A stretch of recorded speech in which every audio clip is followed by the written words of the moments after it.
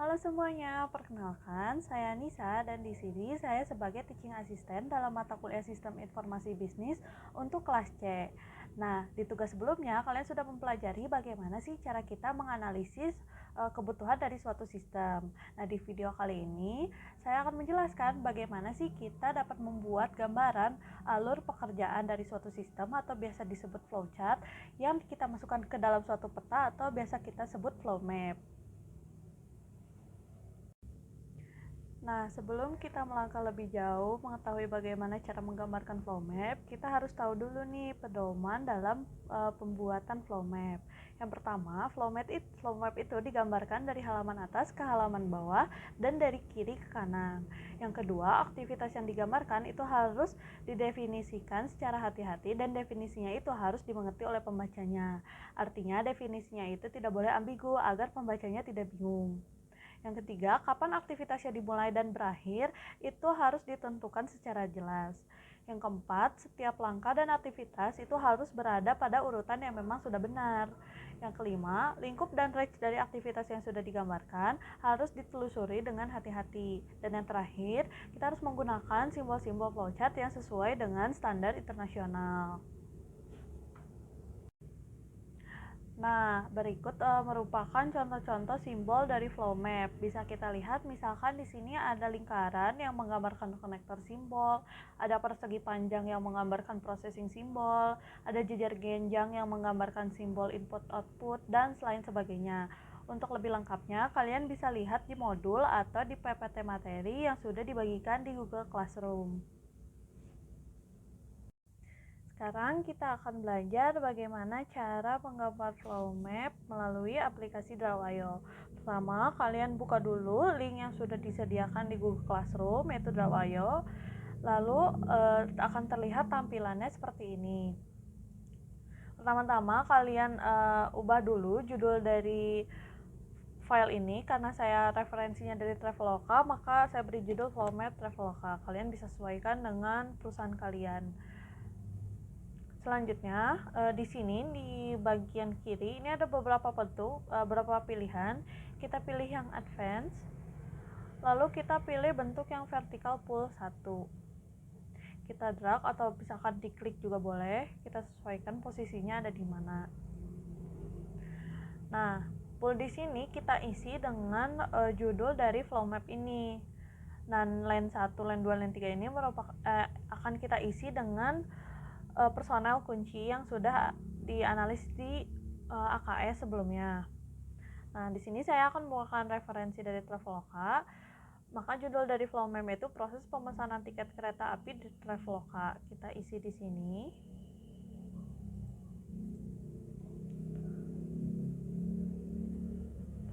Proses pemesanan tiket, misalkan contoh.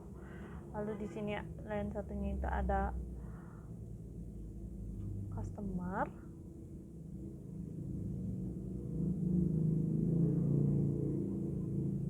di yang keduanya itu ada admin di sini artinya pihak dari Travelokanya, dan di line 3-nya itu ada bank. Nah, jika kita lihat di bagian di flow map Traveloka ini, personal kuncinya itu ada 4, maka di sini bisa kita tambahkan kolom baru. Nah, cara menambahkannya itu klik yang bagian paling kanan, lalu di sebelah-sebelahnya itu bakal ada bayang-bayangan tanda panah, kita klik yang ke arah kanan. Nah, kolomnya akan menjadi 4 sesuai dengan personal kunci yang ada. Di sini tinggal kita ganti PT KAI. Nah, lalu petanya sudah jadi, kita masuk ke flowchartnya atau alur-alur kegiatannya apa aja sih. Nah, untuk bentuk-bentuk dari flowchart sendiri bisa kita lihat di bagian sini. Di bagian kiri ada tulisan flowchart, kita pilih. Nah, di sini sudah ada bentuk-bentuk yang sesuai dengan standar internasional. Lalu kita lihat lagi yang Traveloka ini. Kita awali dengan mulai, karena sesuai dengan pedoman bahwa dimulainya dan berakhirnya kegiatan tersebut harus jelas ada di mana. Kita bikin dulu bentuknya seperti ini. Kalau di sini namanya itu terminator, kalian bisa klik lalu sesuaikan tempatnya. Nah, karena mungkin ini terlalu besar agar muat gitu ya, kita perkecil, bisa shift lalu kita sesuaikan dengan kursor. Nah, lalu kita isi dengan mulai. Nah, untuk bentuk selanjutnya kita klik lagi bentuk yang tadi. Nah, di sekitar bentuknya itu bakal ada tanda panah bayang-bayang kayak tadi lagi, kayak yang di kolom PTKI ini. Nah, kita pilih yang ke bawah. Nah, ada pilihannya mau yang mana nih kita tambahinnya. Karena di sini bentuknya lebih ke yang persegi panjang, karena proses manual kita pilih yang ini. Nah, ini kita boleh disesuaikan lagi saja bentuknya mau segi mana. Kita isi, misalkan tadi tuh isinya mengakses aplikasi Traveloka.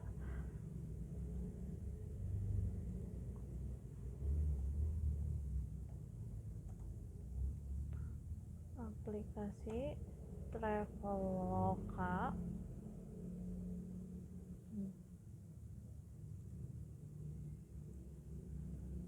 Selanjutnya kita tanda panah lagi, misalkan ada bentuk decision yang digambarkan dengan bentuk belah ketupat, kita pilih.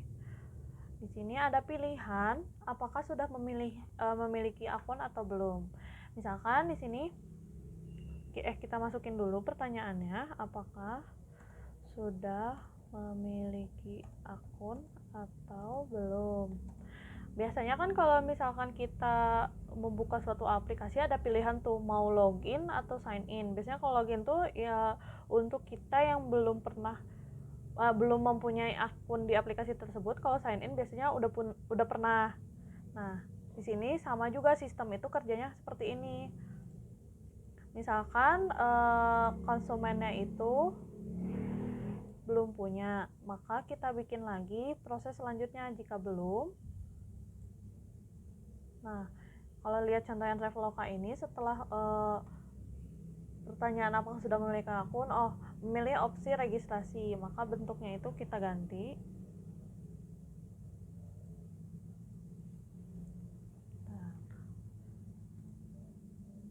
Kita ganti ke proses manual lagi, memilih opsi registrasi.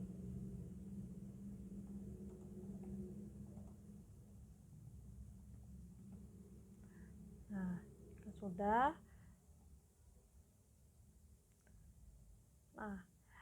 nah di sini tuh ada dua pilihan jika kita lihat ya. Misalkan nih, apakah sudah memiliki akun? Nah, kalau belum, maka akan dikasih maka konsumen akan memilih opsi registrasi. Nah, opsi registrasi ini ada pilihan lagi. Pilihan yang pertama, apakah ingin menggunakan nomor handphone atau apakah ingin menggunakan email. Jika tidak ingin menggunakan nomor handphone, maka pilih menggunakan email. Nah, jika tidak, maka akan balik lagi memilih opsi registrasi. Jadi di sini ceritanya kita hanya menggunakan dua pilihan. Nah, jika iya, maka lanjut ke proses selanjutnya dan diarahkan selanjutnya. Nah, jika misalkan di atas tadi dari decision yang awal ini dia sudah memiliki akun, maka kita akan skip ke next proses, yaitu langsung melakukan login kayak gitu. Jadi kayak fungsinya decision itu untuk melihat nih arahnya tuh bener gak ya. Kalau misalkan belum, harus kemana, kalau sudah kemana gitu, langsung skip ke yang mana, lanjut sampai bawah.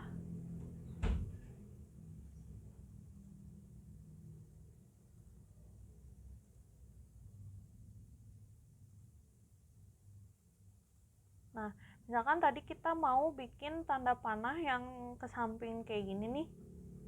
Caranya itu tinggal kalian tambah saja. Di sini ada bagian panah. Pilih panah. Misalkan dari sini mau langsung ke sini atau misalkan saya bikin dulu di sini. Misalkan proses selanjutnya segi, ini bisa kalian panjangin lagi aja, disesuaikan. Nah, misalkan dari sini, ini kan misalkan yang belum nih. Nah, kita mau bikin tanda arah panah yang buat sudah. Nah, kita pilih tanda panah. Nah, di sini ada kelihatan hijau-hijau, kita geser. Set. Nah, kita pilih di sini. Kita sesuaikan lagi. Ini bisa digeser biar garisnya lebih terlihat.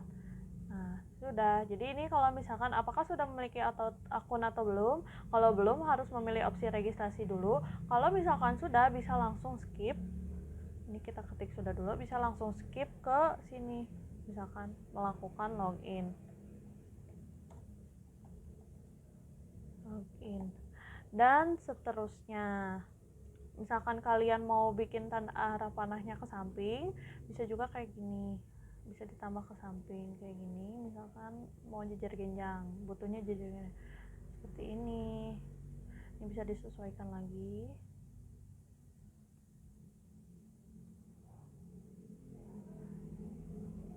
Dan begitu seterusnya sampai alur pekerjaannya itu selesai yang ditandai dengan bentuk yang sama seperti mulai. Bisa dilihat contohnya ada di yang Traveloka, selesainya itu bentuknya seperti ini.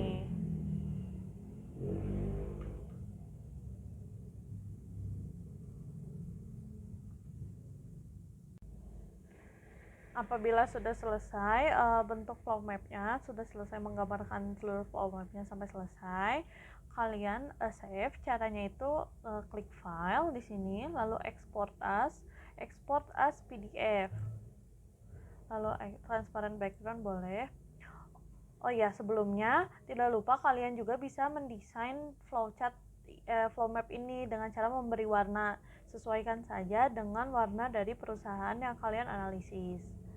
Nah, apabila sudah, kalian klik file, export as PDF, lalu transparent background. Apabila mau, lalu export. Simpan di device kalian boleh, atau di Google Drive juga boleh.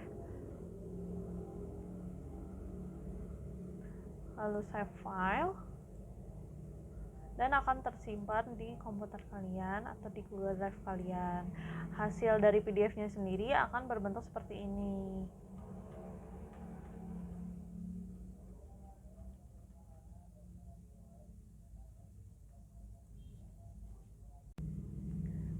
Nah, selesai sudah, saya menjelaskan bagaimana cara menggambarkan flow map atau alur kerja dari sistem yang kalian analisis.